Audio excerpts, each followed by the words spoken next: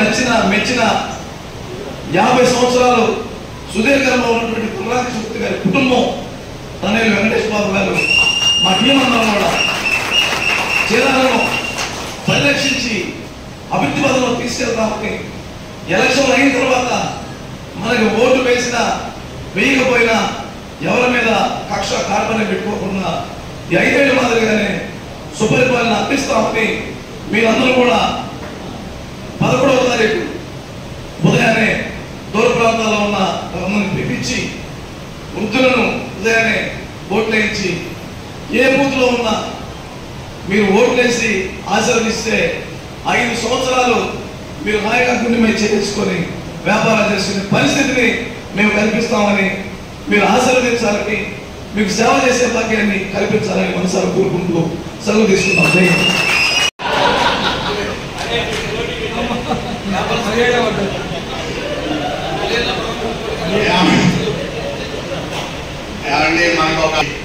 నీ స్నేహితులు ఎవరు చెప్పు, నువ్వు తీసుకోకుండా ఊరికి దీనికోసమని డెవలప్మెంట్ కోసమని మేము రోడ్డుకి ఇస్తే 6 అంగుళాలు మెట్టు నా కొట్టు ముందు నా స్థలంలో వేసుకుంటే పగలగొట్టమని ఆయన ఆదేశించాడు.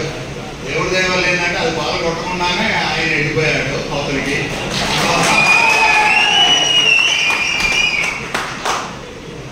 మనకు తెలుసుకోవాల్సింది ఏంటంటే మన శాసనసభ్యులు గౌరవనీయులు బలరాం గారికి ఒకటే తెలుసు, వచ్చిన వాడు ఏంది, వాడి బాధ ఏంది తీరుతాం, ఆడు మనోడా పగోడా అనే ఆలోచనలు వారు ఎప్పుడు పెట్టుకున్నట్టుగా నాకు అనిపించలేదు. వచ్చాడు బాధతో వాడి బాధ తీర్చి పంపిద్దామనే కాన్సెప్టే ఉండదు వారికి. అది మనం గుర్తెరిగి బాబుకి ఫ్యాన్ గుర్తుగా ఓటు వేయాలని మరొకసారి నేను